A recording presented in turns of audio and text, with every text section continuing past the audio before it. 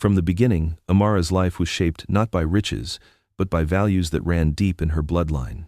Growing up in Enugu, she knew the taste of roasted corn sold at the roadside, the sound of generators sputtering back to life after yet another power outage, and the warmth of neighbors who treated each other like family. Her father, a retired civil servant, always told her, true wealth is not in what you drive but in who drives you forward in life. These words carved themselves into her heart, even as she grew into a striking young woman whose beauty turned heads in every gathering. By the time Amara was in her mid-20s, suitors lined up with expensive cars and designer suits, each promising her a life of comfort. Politicians' sons offered trips abroad, business moguls sent iPhones wrapped in golden boxes. The wealthy elite of Liana saw her not just as a beauty but as a prize to flaunt. Yet, Amara's heart longed for something more than flamboyance. She often found herself withdrawing from these men who measured affection in carrots and cash. Her friends mocked her for being too picky. They would say, "Amara, you want love? Love cannot pay NEPA bills, oh." But Amara's conviction never wavered. She wanted a partner who would love her in simplicity, without masks or conditions. It was in Liana, during a modest wedding of a distant cousin, that she met Chike. He was not the loudest in the room, nor was he the most stylish. He wore a simple gray suit, slightly worn at the edges, and carried himself with a gentleness that disarmed her instantly. He was a schoolteacher, humble, quiet, with an unassuming charm. When their eyes met across the noisy hall, Amara felt something stir. They spoke that evening beneath flickering bulbs strung across the courtyard. While others boasted about their investments and foreign holidays, Chike spoke of children, how he loved teaching them, how their laughter gave him strength even on the hardest days. His smile was not practiced, not the polished grin of men who had mastered the art of deception. It was pure, warm, and unshakably sincere. Chike's life was simple to the core. He lived in a modest apartment in Yaba, one where the sound of Danfo buses honking outside was as constant as the cries of hawkers.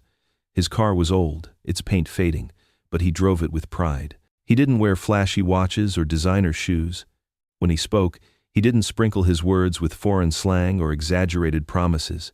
Instead, he talked of honesty, faith, and contentment. When Amara chose Chike above all her wealthy suitors, people laughed at her. "You left Ikoyi bachelors with swimming pools for a man who counts coins before entering Keke," one friend sneered. Even her own mother, though supportive, wept quietly one evening, fearing her daughter would suffer. Poverty can crush love if you are not careful," she warned. But Amara held her ground.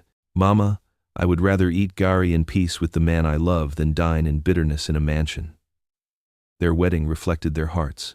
There was no glamorous hall in Victoria Island, no endless parade of Asoebi lace.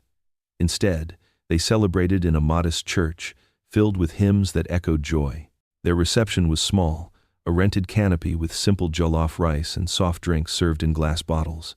Yet, the love that radiated between Amara and Chike made the day brighter than any chandelier in Ikoyi. Marriage, however, introduced her to the raw reality of modest living.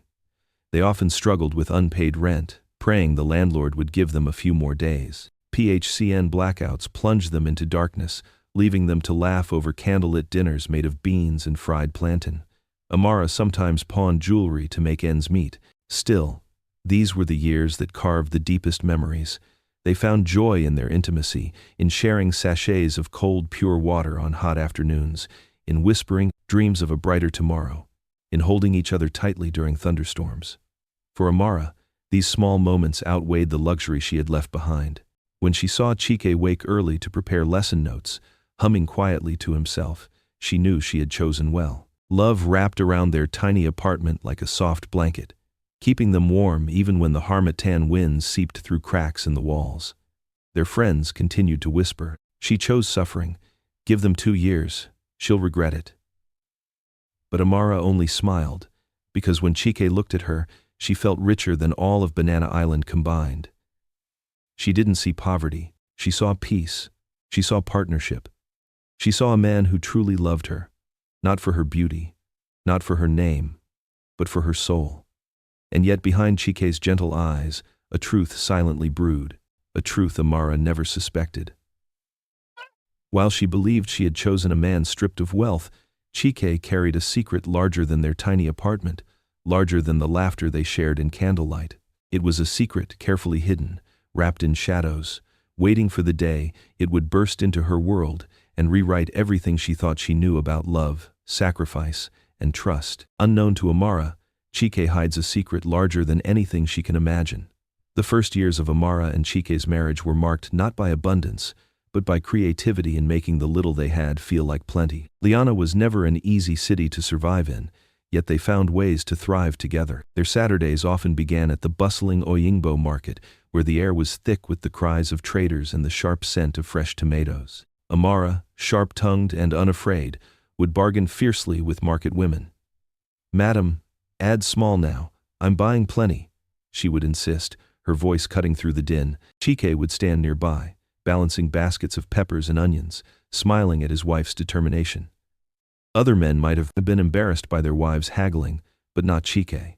He admired her spirit and how she stretched their little earnings into meals that fed their bellies and their love. Life was simple, yet it was sweet. Their joy reached its peak when Amara gave birth to their first child, a daughter they named Adeyeze. The delivery was at a government hospital, with no frills and no luxury. But when Chike held the tiny bundle in his arms, his eyes glistened with tears that spoke of pride, responsibility, and devotion. They didn't have the money for grand celebrations, but the news traveled quickly among neighbors. Women from nearby apartments came carrying plates of food and bottles of malt to mark the occasion. Their home buzzed with laughter, songs, and prayers for the child's future. Nights in their Yaba apartment were often spent in darkness when PHCN struck again, but rather than brood, they found romance in the inconvenience. By the glow of kerosene lamps or flickering candles, Amara would lie beside Chike, listening as he spoke of dreams. Sometimes he dreamed of building a school where every child could learn freely, without the burden of unpaid fees. Other nights, Amara would whisper her own hopes of owning a catering business, one that would serve both the rich and the everyday worker. Chike, ever supportive, always encouraged her. "Amara, you are gifted. One day, your food will make people line up. Don't ever give up." His words wrapped around her like a protective shield. Even though he was the breadwinner, he never silenced her ambitions. Instead, he nurtured them, making her believe she could one day stand as more than just his wife. Amara admired Chike's integrity. Unlike many men she had known, he never tried to impress people with false appearances. He didn't borrow cars to look wealthy, didn't buy things on credit to keep up with trends. What he had, he managed carefully. What he couldn't afford, he let go of with grace. And though they lacked much, their home was always filled with warmth, laughter, and respect. But sometimes, Chike's actions puzzled her. He would come home with small luxuries, an imported perfume, a gold chain, or even a fine wristwatch. These were items far beyond what a teacher's modest salary could afford. Amara would raise her brows playfully. "Chike, how did you manage this one? Did you suddenly find oil?" she would ask with a laugh. Chike would only smile, tap her nose affectionately, and say, "Just small blessings, my dear. Don't worry about it." She trusted him, so she let the questions die in her throat. She had married him for his heart, not his pocket, and to her, that was enough.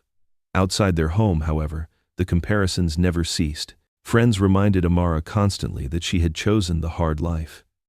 They teased her about not having domestic staff, about still cooking her own meals when women in Ikoyi had chefs.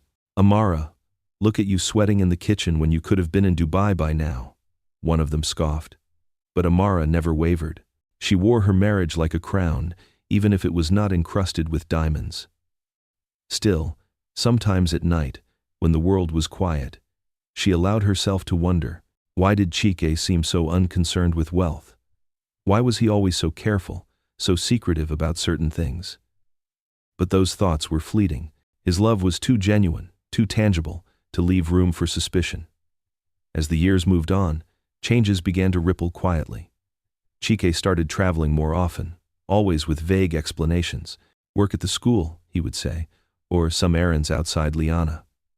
When he returned, he was different. His eyes carried a heaviness, his silences grew longer. Amara noticed, but he distracted her with tenderness and small surprises. She told herself it was stress, the normal weight of a hardworking man.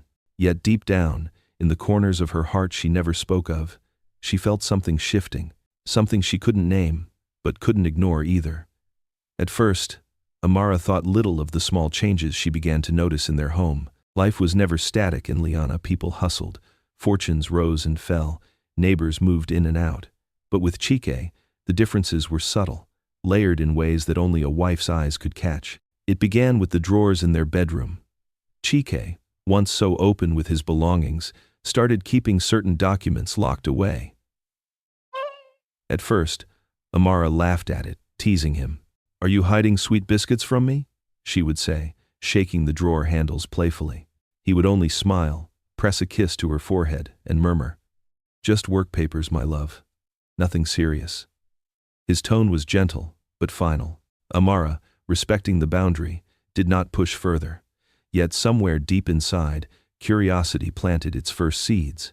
Then came the visits. At odd hours, men in finely tailored suits began appearing at their doorstep. They did not look like teachers or civil servants. Their polished shoes and sleek cars marked them as men of influence. They carried themselves with a certain air, their handshakes firm, their eyes sharp. Chike would step out to meet them, lowering his voice as they spoke near the gate. Amara, carrying a daisy on her hip, would watch from the balcony, wondering who they were. When she asked, Chike always brushed it aside. "Old friends, coming to me for advice," he said with a smile that did not reach his eyes. She wanted to believe him, and she did. Trust had been the foundation of their marriage. Still, something about the men unsettled her. Old friends did not drive luxury SUVs or wear watches worth more than their entire yearly rent. Gradually, their lifestyle began to shift. Not dramatically, not in a way that screamed wealth, but in quiet upgrades that others might not notice. One day, Chike returned with a new sofa set, replacing the worn-out chairs that had carried them through early struggles. Another time, he quietly enrolled Adiaze into a more prestigious school, one filled with children of bankers and business executives. Amara raised her brows. "Chike, this school is expensive. Are you sure we can afford this?" He held her gaze and smiled softly. "Don't worry, Amara. I am planning ahead for her future." Amara admired this ambition and let it go. She told herself her husband was simply saving carefully, stretching his salary in ways she could not fully understand. And perhaps, she reasoned, God had been answering their prayers in small, steady ways. After all, wasn't it possible that hard work and favor were finally paying off? But still, cracks remained. Chike grew more reflective, often sitting by the window in the evenings, staring into the distance long after Adiaze had fallen asleep. Sometimes Amara would find him lost in thought, his face shadowed with an emotion she couldn't quite name, worry, regret, or perhaps exhaustion. When she touched his shoulder, he would quickly shake it off and smile at her, as though nothing was wrong. One particular evening, Amara watched him closely as he read through a stack of papers by candlelight. His eyes moved rapidly, his pen scribbling notes in the margins. She leaned over, curious, but he gently closed the file before she could glimpse its contents. "Schoolwork," he said casually, but the neatness of the documents, the official seals on their corners, told her they were not simple lesson notes. Amara's heart wrestled with itself. She trusted him. Chike had never given her reason not to, but there was a growing sense that something about her husband did not fully add up. He was a schoolteacher, yes, but his life was slowly shaping into something much larger, something he never spoke of. The unease would come in waves. At church, she would catch women glancing at them with curiosity, whispering behind their hymn books. Neighbors would mention spotting Chike, stepping out of sleek cars that were not his. But when Amara asked him, he would laugh softly and say, "Amara, Liana people and their stories. Don't let gossip trouble your heart." His tone was always calm, and his arms around her always reassuring. So she let the whispers pass. She told herself their marriage was built on love, not suspicion. But sometimes, late at night, when she heard the faint hum of generators across the street and stared into the shadows of their small room, she wondered, who exactly was the man she had chosen over the wealthy suitors? Her thoughts, however, never reached conclusions, because Chike's tenderness always drew her back. He remained the same loving father, the same man who played with Adiaze on the floor, who still helped her peel yams in the kitchen, who whispered prayers with her every night before bed. That was the man she held on to, even when doubts crept into her mind. And then, one evening, without warning, the questions were drowned in a new crisis. Chike returned from one of his short trips looking pale, his steps unsteady. Amara rushed to his side as he set down his bag, his smile faint but tired. Before she could even ask what was wrong, his body went limp, and he collapsed heavily to the floor. The sound of his fall echoed through the apartment. Adeze screamed. Amara dropped beside him, her heart pounding, her hands trembling as she shook him desperately. Her world tilted in an instant, and the quiet suspicions she once carried were swallowed whole by panic. One evening, Chike collapses suddenly, shaking their world. The moment Chike's body hit the floor, Amara's heart cracked in a way she had never known before. Panic surged through her veins as she screamed his name, her trembling hands trying to lift him, her voice breaking into sobs. Neighbors rushed in, their voices loud and frantic, but all Amara could see was her husband's still face. Within minutes, he was lifted into a neighbor's old Peugeot, and they sped through the chaotic Liana traffic toward the nearest hospital. In the emergency ward, everything blurred. White coats moved swiftly around him, machines beeped in quick succession, nurses barked instructions. Amara stood helplessly at the edge of the bed, clutching Adeze in her arms, whispering prayers that spilled out faster than her lips could carry. Jehovah, don't take him from me. Don't take him now. Please, Lord. Hours stretched like years. Chike drifted in and out of consciousness, his face pale, his breathing uneven. Each time his eyes opened, Amara would rush closer, pressing his hand to her lips. I'm here, my love. Don't leave me. We still have dreams to chase. He would smile faintly, the kind of smile that reached deeper than words, and whisper, Amara, my strength. Even in weakness, he tried to comfort her, squeezing her hand as though his love could shield her from what was coming. Family members arrived, their faces marked with fear. Neighbors filled the corridors, carrying food flasks, murmuring prayers, and offering words of encouragement. Some wiped their own tears quietly, shaken by the sight of a man who had always seemed so steady now lying vulnerable on a hospital bed. Amara clung to hope with all the desperation of a drowning soul. She refused to imagine life without Chike. When doctors mentioned tests and further examinations, she nodded vigorously, pressing them to do everything possible. She called pastors to pray. She fasted even in the hospital, her lips moving in silent supplication through long nights. To her, the idea of losing him was unthinkable, but the truth could not be delayed forever. One weary evening, a doctor finally pulled her aside.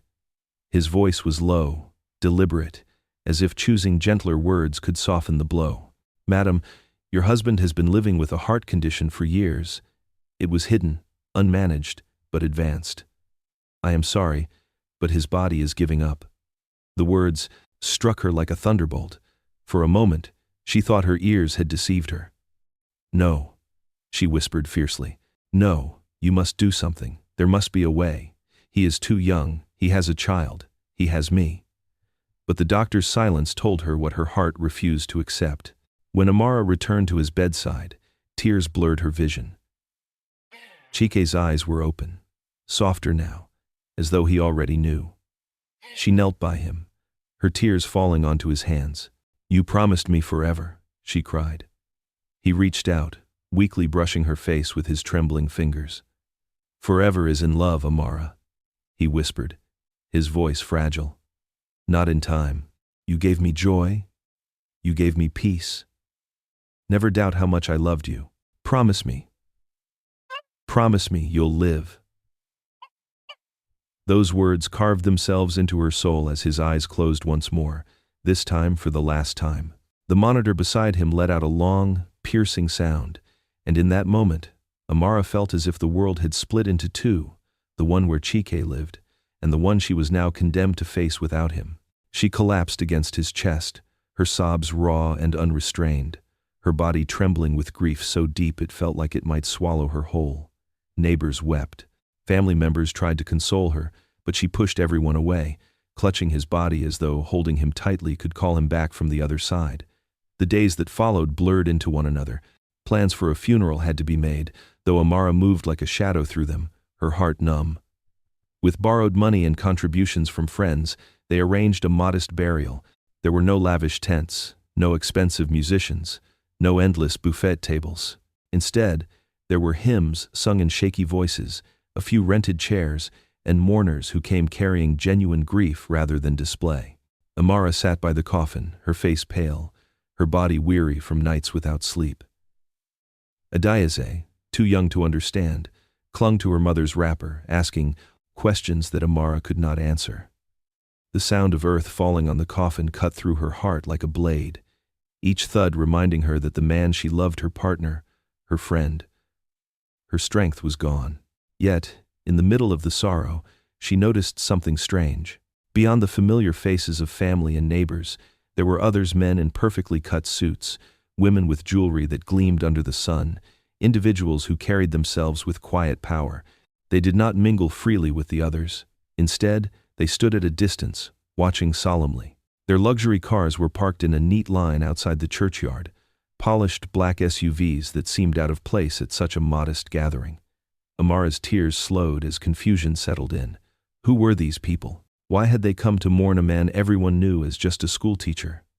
Their eyes lingered on her, not with pity, but with a kind of respect she did not understand. As the burial came to a close, they remained, their presence heavy and deliberate, as though waiting for a moment that had not yet arrived.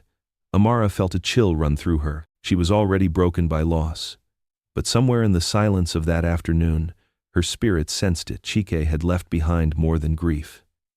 He had left behind secrets, and they were slowly stepping into her world. Unfamiliar faces in luxury cars appear at the funeral, watching quietly.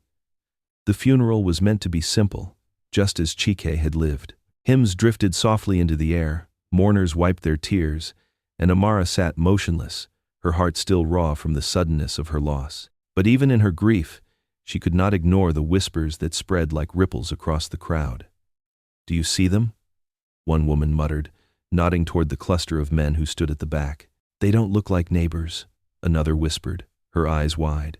"Those cars, are they not from government convoys?" a man added, pointing discreetly at the polished black SUVs parked in a neat line outside the churchyard. Amara followed their gaze. There they were, men in perfectly tailored suits, their shoes shining, their wrists glinting with watches that could have paid her rent for years. Their quiet composure contrasted sharply with the raw grief of the other mourners. They stood apart, silent, almost guarded, like shadows observing from a distance. Confusion tangled itself with Amara's sorrow. Who were they? Why had they come? She knew Chike's friends, his fellow teachers, his church members. These people did not belong to any of those circles. The whispers only grew louder when sleek cars pulled up midway through the burial, their engines purring softly as chauffeurs opened doors for more dignified figures. Executives with briefcases, women draped in understated but unmistakably expensive fabrics, all stepping out with solemn faces. It was not the presence of wealth that unsettled Amara, it was the way they behaved, as though they had come not for curiosity but with a purpose. When the final hymn was sung and the last handfuls of earth covered Chike's grave, Amara expected these strangers to slip away, as quietly as they had arrived. Instead, they moved closer. Her family members instinctively closed ranks around her, shielding her in her fragile state. But the men stopped a respectful distance away, their expressions carefully controlled. The tallest among them, his voice deep and steady, spoke first. "Madam Amara," he said, bowing his head slightly. The title startled her. Madam? Most people simply called her Amara or Nea Diaz. She looked up, unsure whether to respond. "We are here on behalf of your husband," another man added, his tone formal, almost reverent. "He entrusted us with certain responsibilities. Now, those responsibilities belong to you." Amara blinked, her lips parting but no words coming. She stared at them, bewildered. I think you are mistaken," she said. Finally, her voice trembling. "My husband was just a teacher, a simple man. He had no responsibilities of that kind." A murmur rippled among them. They exchanged glances, uneasy yet knowing. The silence that followed pressed heavily against Amara's chest, as if it carried the weight of a truth she was not ready to hear. The first man cleared his throat gently, lowering his voice as if careful not to overwhelm her. "Mrs. Amara Chike, with respect, your husband was far more than what you knew him to be. He built something vast, something only you can inherit now." Her heart raced. She shook her head vigorously. tears springing to her eyes again. No, no, please, stop this. You don't understand. My husband came home every evening with lesson notes. He worried about school fees. He counted every naira we spent. You cannot tell me he was anything other than what I lived with every day. Still, the men did not retreat. Their solemn eyes lingered on her, heavy with truths unsaid. Their respect toward her was not pity for a widow, it was reverence, as though she stood before them, not just as Chike's wife, but as someone who now carried authority. Amara's family grew restless. Her elder brother stepped forward, his voice sharp. What exactly are you people saying? If you came here to disturb our mourning, you had better leave. But the strangers did not flinch. Instead, one of them extended a sleek card toward Amara. She hesitated, her hand trembling as she accepted it. The name embossed on it was of a company she had never heard before, but the weight of the material told her it was no ordinary business card. You will come to understand in time, the man said gently. For now, what matters is this: you are not alone. Everything he worked for is now under your name. It is your inheritance. The ground beneath Amara seemed to tilt. Her mind swirled. Inheritance? Holdings? Her Chike? No. It was impossible. The same man she had watched eat beans and yam with her, who laughed in candlelight when the power failed, who walked to school with worn-out shoes, how could he also be the man these strangers described? Yet the certainty in their eyes, the reverence in their voices, refused to let her dismiss their words. She gripped the card tighter, her pulse quickening. Around her, family members whispered nervously, unsure whether to believe or dismiss the strangers. Amara, overwhelmed, shook her head again. I don't understand, she whispered, more to herself than to them. Her voice was fragile, almost childlike. How can this be true?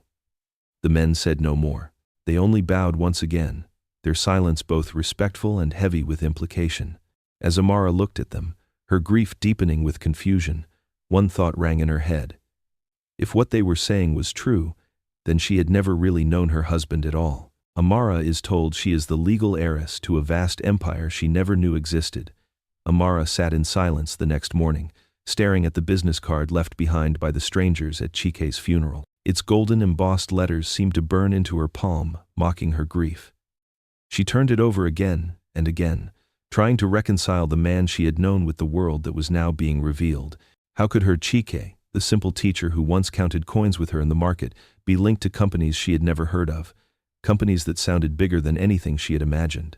Her confusion only deepened when 2 days later, she was summoned to a glass skyscraper in Victoria Island. The card had led her here, a place where wealth was not whispered but declared in marble floors and polished elevators.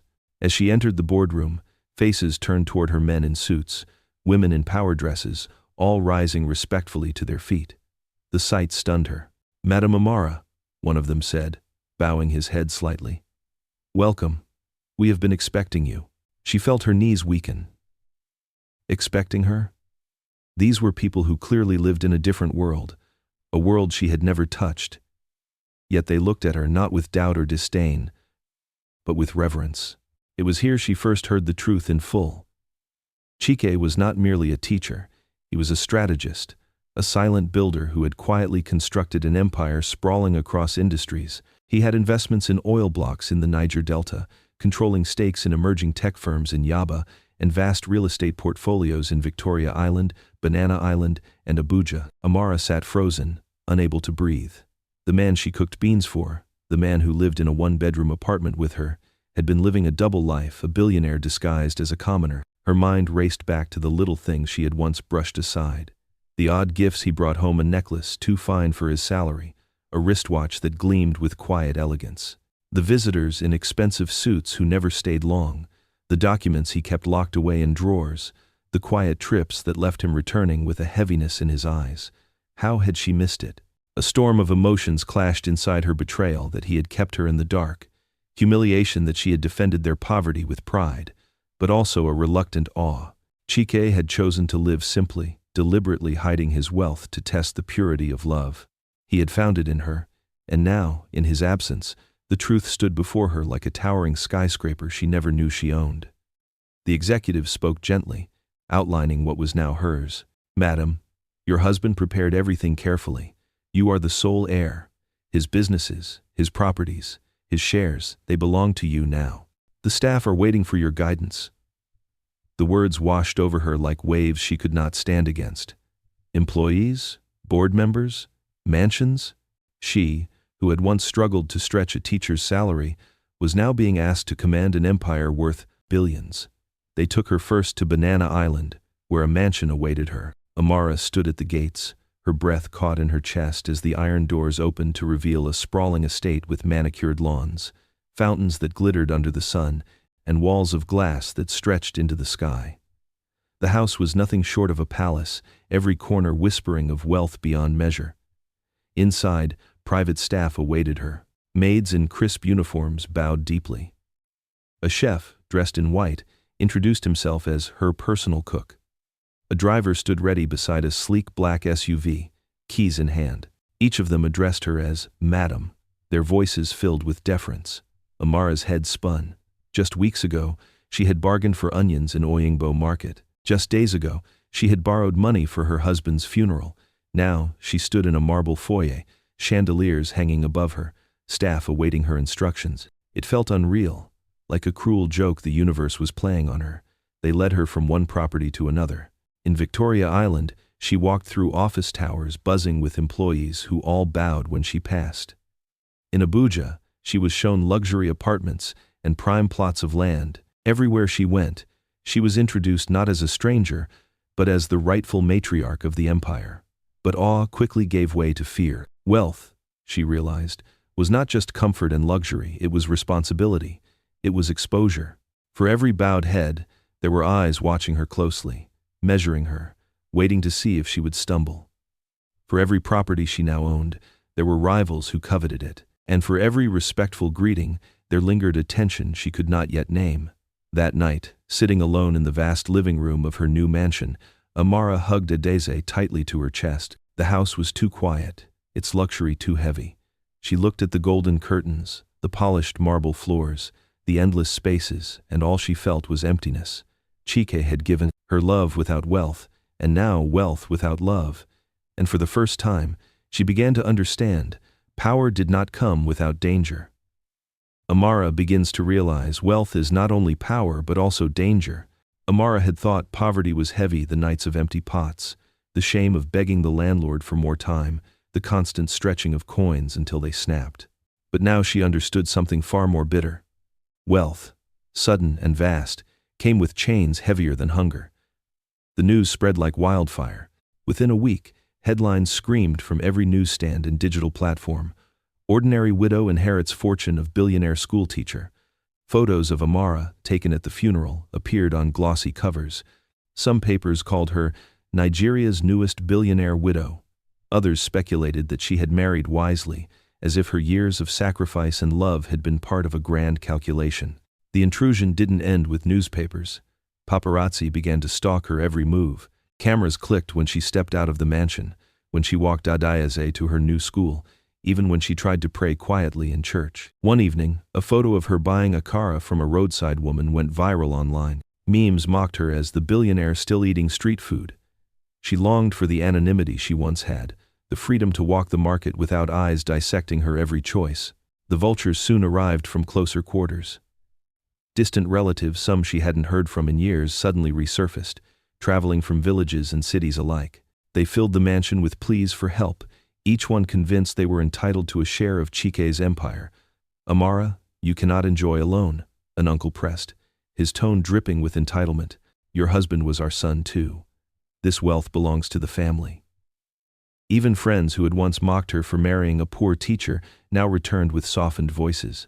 They spoke of old memories, clasped her hands tightly, and then, inevitably, asked for favors, loans, business support, tuition fees. One evening, a childhood friend sat in her living room and cried about her failing boutique, begging Amara to invest. It was overwhelming. Her phone buzzed endlessly with calls, messages, proposals, and in the midst of it all, Amara battled a gnawing voice within herself. "I don't belong in this world." She would walk through the halls of the mansion and feel like an imposter in her own life. Chandeliers sparkled above her head, but she missed the simple bulb that once flickered in their Yaba apartment. Luxury cars lined the driveway, yet she longed for the freedom of sitting beside Chike in his battered old car. Staff addressed her as Madam with perfect courtesy, but their deference made her ache for the days when she was just Amara, the teacher's wife, laughing over plantain in the kitchen.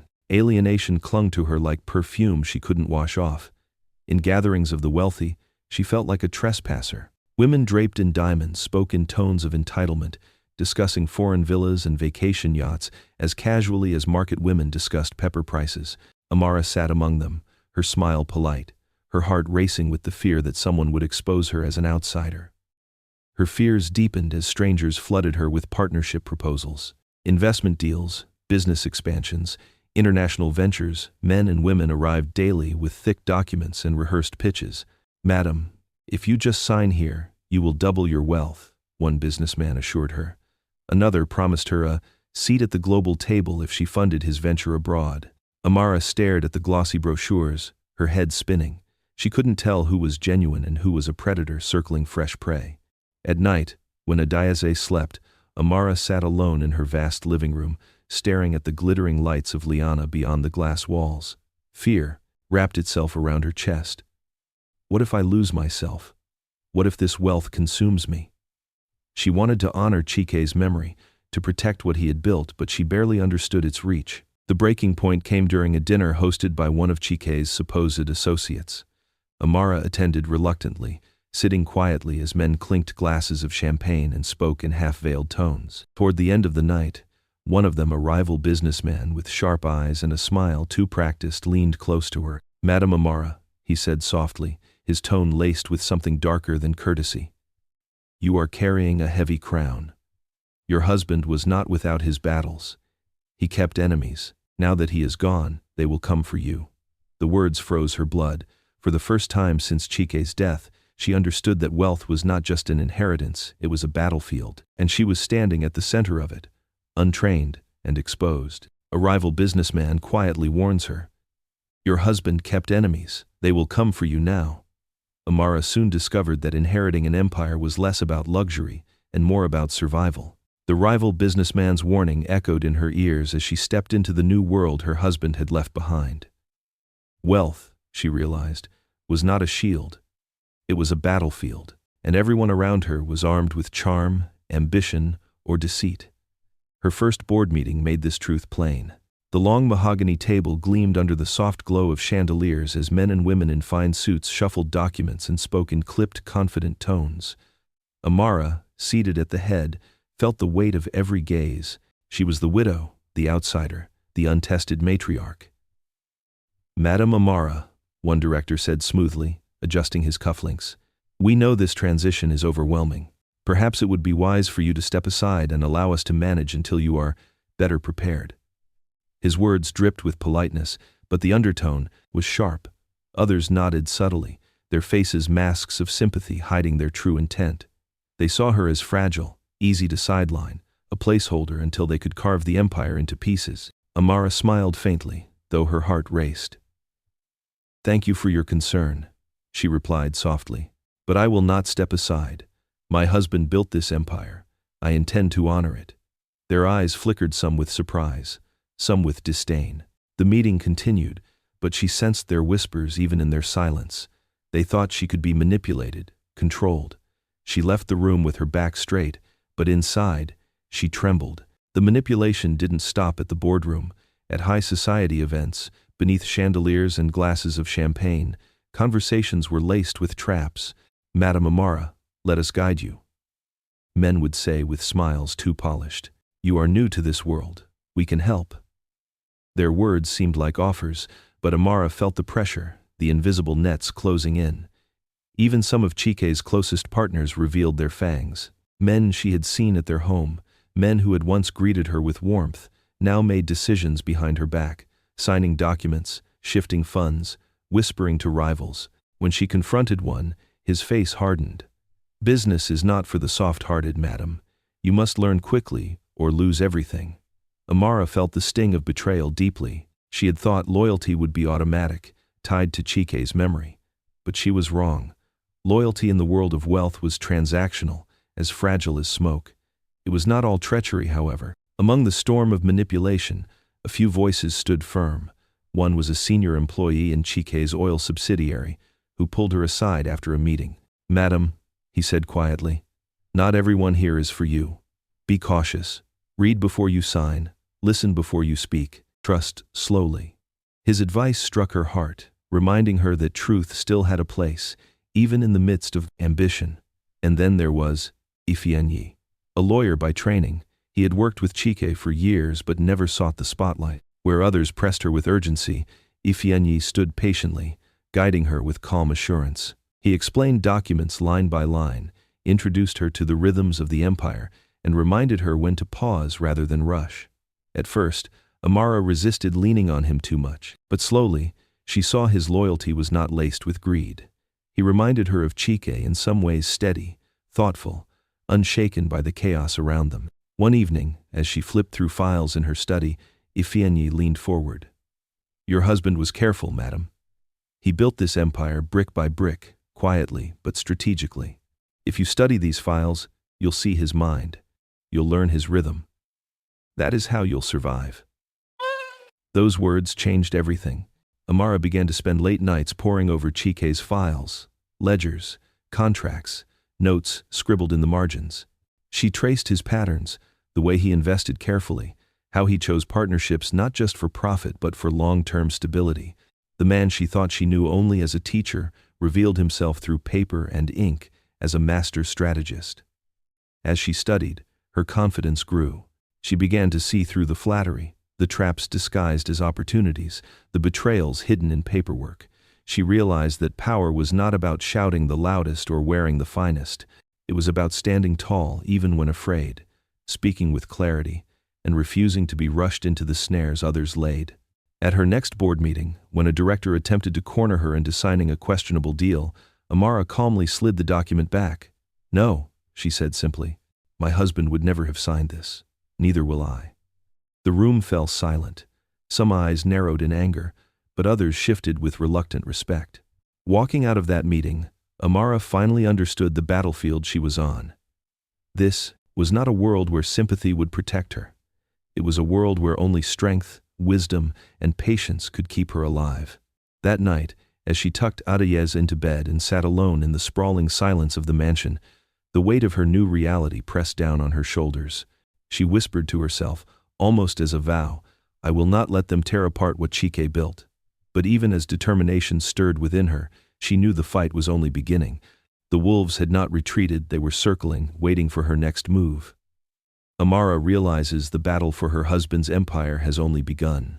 Wealth, Amara soon learned, did not only test her mind, it tested her heart. The longer she walked in Chike's shadow, the more she felt pulled between grief and the new demands of life. Her nights were the hardest when silence wrapped around the mansion and memories of Yaba returned like ghosts. She would lie awake, staring at the ceiling, hearing the echo of Chike's laughter in her mind, longing for the days when their biggest worry was whether Nepa would bring back the light. In this fragile season, Ifeanyi became a steady presence. His loyalty was quiet, unspoken but undeniable. He never imposed, never overstepped, but was always there when she needed clarity.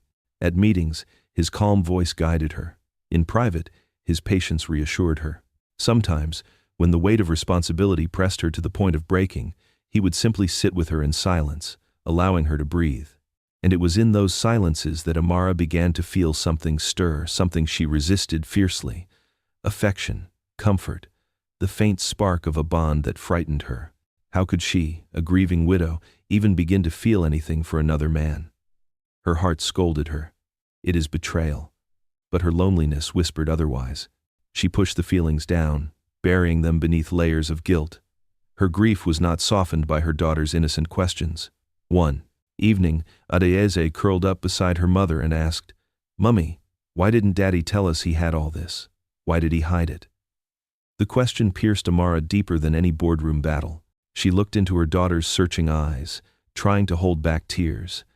How could she explain the mysteries of a man they both adored, the secrets he had carried even to his grave? She stroked her daughter's hair, her voice trembling. "Daddy loved us, Adayeze. Everything he did was for us. Some things we may never understand." But after Adayeze fell asleep, Amara wept quietly, torn between admiration and anger. Memories of their candlelit dinners, their whispered dreams, their laughter in poverty, they now felt both pure and deceptive, as if Chike had given her love with one hand while hiding the truth with the other. The world outside gave her no time to grieve in peace. Invitations flooded in daily lavish dinners hosted by governors, charity galas attended by celebrities, personal summons from high-ranking pastors. Everyone wanted her presence, her attention, her endorsement. Some sought her wealth, others her influence. And while she smiled politely, her heart longed for the simplicity of old Liana nights sitting with Chike on the balcony, eating roasted corn, laughing at nothing. But simplicity was gone. The life she once knew was buried with her husband. Now, she carried a crown she had not asked for, and the weight of it pressed on her spirit. She could not go back to Yaba, no matter how much she yearned for it. The mansion, the empire, the legacy, they were hers now, and with them came responsibilities she could not run from. Amara tried to remain grounded. She hosted her old friends, though many had changed, their conversations now dripping with envy and subtle requests. She attended church, though the pastors now reserved the front pew for her, whispering about seeds and kingdom investments. She sat through banquets where politicians toasted her late husband and then hinted at her future alliances.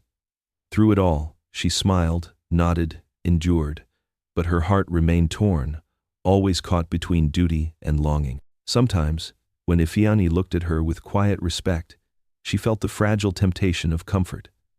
Sometimes, when Adaeze asked about her father, the wound ripped open again. And sometimes, when she walked alone through the glittering halls of her mansion, she whispered into the silence, "Chike, why did you hide so much from me?" It was during one of these fragile evenings that the next storm crept into her life. A trusted family friend, someone who had been with her even before Chike's death, made a move she did not expect. This was someone she had leaned on, someone she thought of as an anchor in her grief. They arrived at her mansion with smiles, speaking warmly, asking about Adaeze, reminding her of shared memories. But beneath the familiarity, something darker brewed. Amara, though weary, noticed the shift. The tone was too smooth, the questions too calculated, the offers too insistent. The warmth she had once trusted began to feel like a trap, and for the first time, she realized betrayal might not only come from boardrooms and strangers, it could come from those she had once called family. A trusted family friend makes a move that threatens to destabilize everything. Amara had always believed betrayal would come from outsiders, corporate rivals, ambitious board members, opportunistic strangers. Never did she imagine it would come from someone who had once sat at her table, someone who had shared her grief after Chike's passing. The first signs were subtle. Small discrepancies in financial reports, payments approved without her consent, projects stalling for reasons that didn't add up. At first, she blamed herself. Perhaps she hadn't studied the files closely enough. Perhaps she was still too inexperienced. But as she dug deeper into Chike's documents, guided by Ifeanyi's patient explanations, the truth began to crystallize. Funds were being diverted quietly, cleverly, but consistently. And at the center of it all was a name she never expected, Emeka, her late husband's cousin, a man she had welcomed into her home with trust. The revelation shook her. Emeka had been there at the hospital when Chike breathed his last. He had held her shoulder at the funeral, whispering words of comfort. He had visited often, bringing gifts for Adaeze, reassuring her that she was not alone. And yet, beneath the mask of loyalty, he had been cutting pieces out of her husband's empire, piece by piece. The betrayal devastated her. One evening, she sat in her study with the proof before her, tears streaming down her face. "Why, Emeka?" she whispered into the empty room. "Was my pain not enough?" The confrontation came days later. She invited him to the mansion, her hands trembling but her resolve firm. He arrived with his usual easy smile, confident as ever. But when Amara laid the documents before him, his expression faltered.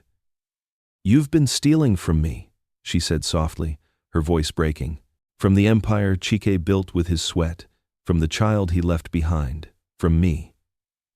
Emeka tried to laugh it off at first, but when he saw the steel in her eyes, his tone shifted. "Amara, don't act surprised. You know this fortune is not really yours. You stumbled into it by chance. I was by Chike's side in business long before you even understood what he was building. And now you sit on a throne you didn't earn, while the rest of us scrape for scraps?" His words cut deep. sharper than the betrayal itself. Undeserved fortune, he called it.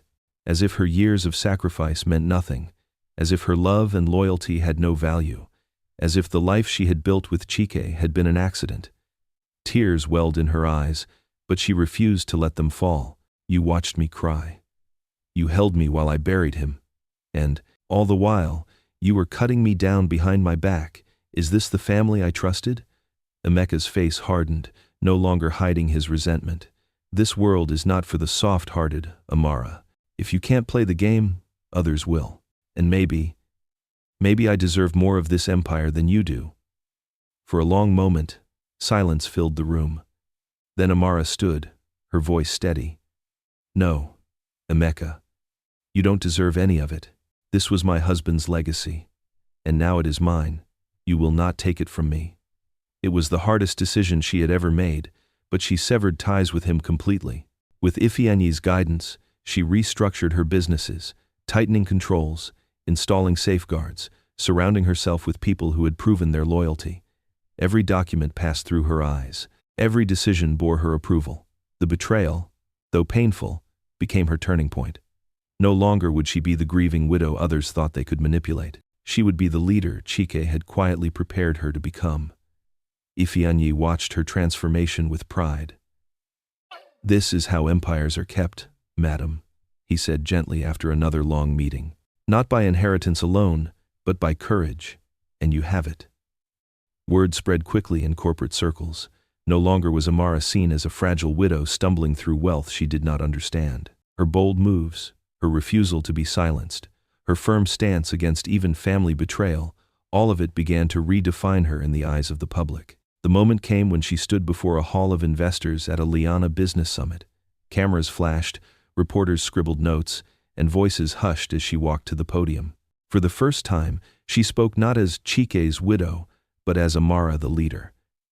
Her voice, steady and clear, carried across the hall. She spoke of growth, of integrity, of honoring her husband's legacy by building a future that was stronger and fairer.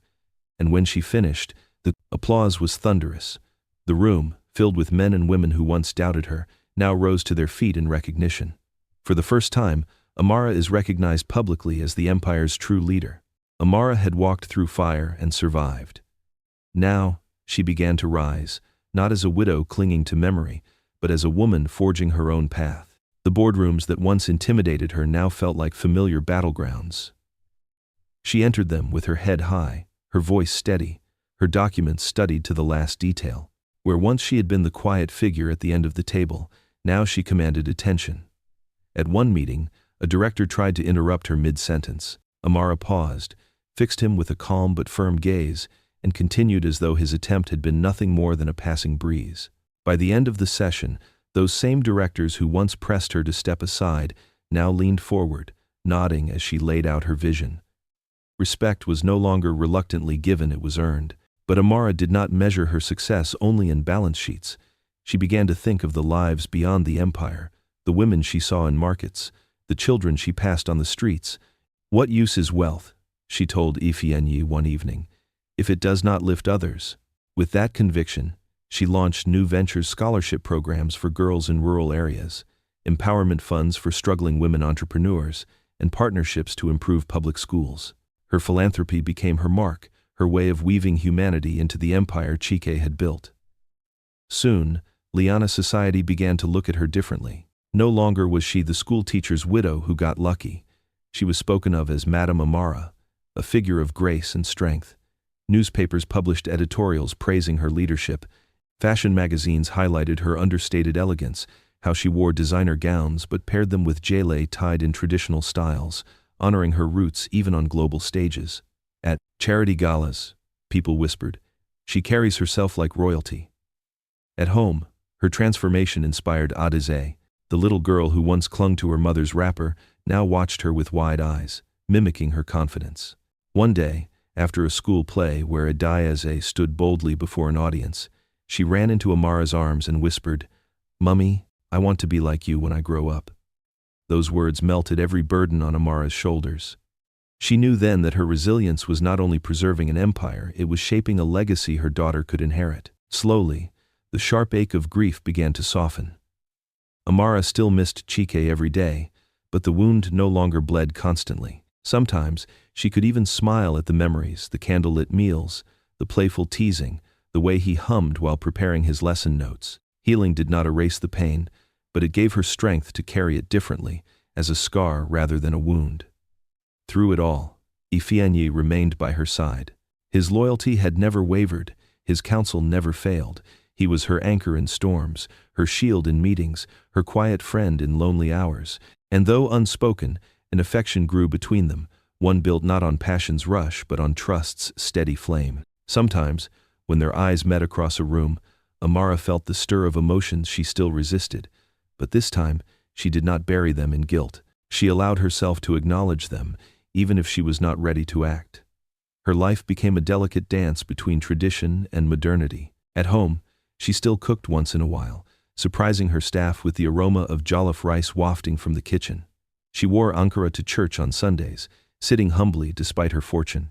But abroad, she boarded private jets for international conferences, sat at tables with global leaders, and walked red carpets in gowns tailored in Paris. She moved between worlds seamlessly, never losing sight of who she was. And yet, in the midst of this newfound stability, Amara remained grounded. Wealth is a servant, not a master, she reminded herself often. She had seen too many people drown in extravagance. Her humility kept her tethered, her faith kept her steady, and her daughter kept her human. But life, as Amara had learned, rarely allowed peace to last unbroken. Just when she began to feel stable, when her empire was secure, her name respected, her heart slowly healing, shadows from Chike's past began to surface. A whisper at a social gathering, a document slipped across her desk, a hesitant look from one of the old partners. The air grew heavier with questions she did not yet dare to ask. Just when she feels stable, a secret about Chike's past surfaces. The whispers grew until they could no longer be ignored. It began with a hesitant remark at a gala, a quiet suggestion that Chike had unfinished matters in his past. Then came a set of carefully presented documents, delivered discreetly to Amara's desk. She opened them with trembling hands and found what she never expected: evidence of a son, a boy born before her marriage, from a youthful relationship Chike had never spoken of. For a long time, Amara sat in silence, her breath shallow, her mind racing. Betrayal stung her again, sharp and fresh, as though Chike had returned from the grave to wound her heart. "Why didn't you tell me?" she thought bitterly, staring at the papers. "Why carry this secret to your death?" But when she finally agreed to meet the boy and his mother, her anger faltered. The child was about Adea's age, with the same thoughtful eyes that Chike once carried. He did not walk with arrogance or demand a place in her life. He stood shyly, unsure, as if aware his very existence unsettled her. His mother, dignified despite modest clothing, spoke softly. "I did not come to take anything from you. I only wanted him to know where he came from." The words cut through Amara's defenses. This was not an Amara's attack, not a scheme. It was truth, painful, unexpected, but undeniable. She looked at the boy again and realized that punishing him for Chike's secrecy would be unjust. He was innocent. That night, Amara sat by her window, gazing out at the glittering Liana skyline. Her heart wrestled with grief, love, and the weight of legacy. Chike had been a man of contradictions, humble yet wealthy, transparent in love yet secretive in life. He had tested her with poverty, entrusted her with riches, and now left her with hidden truths. But even in the midst of those secrets, one thing was clear. His love for her had been genuine. His choice to hide his wealth had not been a trick, but a test. And his silence about the boy was not meant to erase her, but perhaps to shield her from complications he never had the courage to face. Amara wiped her tears and made a choice. She would not allow this revelation to break her or divide the family. She would embrace it, turn it into a symbol of compassion rather than scandal. The next weeks were filled with quiet steps toward inclusion. She welcomed the boy into her home, introduced him to Adeze, and watched as the two children slowly built a bond. There were moments of tension, moments when Adeze asked difficult questions, but Amara guided her gently. "Your father loved you both," she explained, her voice steady. "And love does not run out, it only grows." Her empire, once threatened by shadows, now became a symbol of unity. She ensured the boy was cared for, his education secured, his future protected, and in doing so, she discovered a new strength within herself. Forgiveness, she realized, was not weakness. It was power, the power to choose peace over division, to shape the narrative rather than be crushed by it. When the day came for her to host a grand gala in Chike's honor, Amara stood taller than ever before. The ballroom glittered with chandeliers, the air filled with music and laughter. Dignitaries, business, moguls, and celebrities gathered. But all eyes turned when she entered in a gown of deep emerald, her gele tied with regal precision. She walked through the hall with poise, her daughter on one side, Chike's son on the other, Ifeanyi just a step behind. The image was powerful, not one of a fractured family, but of a woman who had turned fire into gold, pain into legacy. Guests whispered in awe, some bowing their heads slightly as she passed. She was no longer just the widow who stumbled into fortune. She was a queen forged in fire, a leader who carried her scars like jewels. When she addressed the crowd, her voice carried strength. She spoke of love, of legacy, of building a Nigeria where wealth was not hoarded but shared. She spoke of empowering the powerless, of honoring the next generation, of standing tall in the face of storms. And as the applause thundered, she knew she had truly stepped into her destiny. Later that night, when the gala had ended and silence returned, Amara stood on the balcony of her mansion, the Liana skyline blazing with lights before her. The city pulsed with energy, its heartbeat echoing her own. She took a deep breath, her eyes shining not with tears but with determination. Chike had left her love, lies, wealth, and wounds, but she had taken them all, carried them, and transformed them into something greater. She was no longer simply his widow, she was her own woman, her own force, her own queen. The story ends with Amara smiling at the Liana skyline, ready for a new dawn. If this story touched your heart, don't just hit that like button, share it with someone who loves great stories, and subscribe so you never miss the next drama.